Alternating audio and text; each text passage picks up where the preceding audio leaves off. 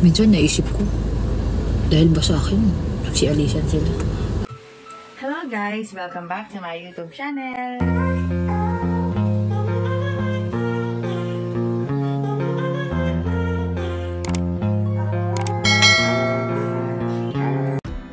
Heto na nga ang nakakalungkot na balita.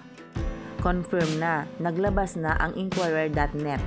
Exclusive, Bea De Leon and Denden Lazaro Revilla have decided to leave the Chocomucho Flying Titans and are set to transfer to the Creamline Cool Smashers.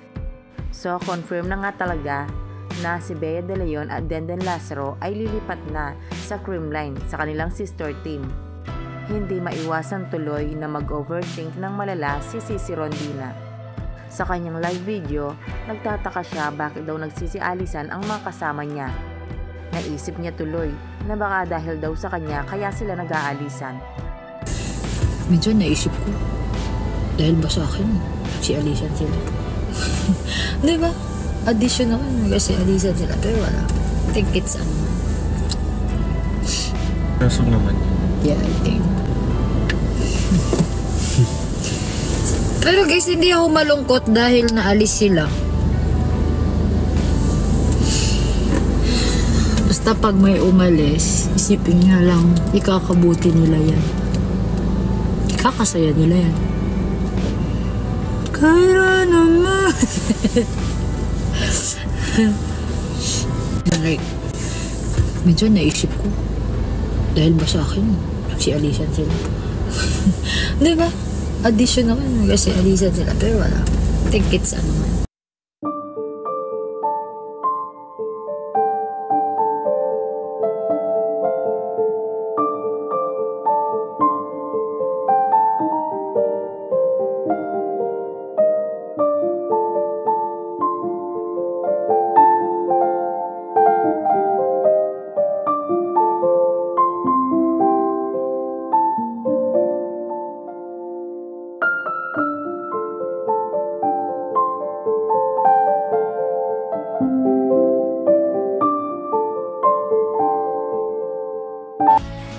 So, ayun na nga guys.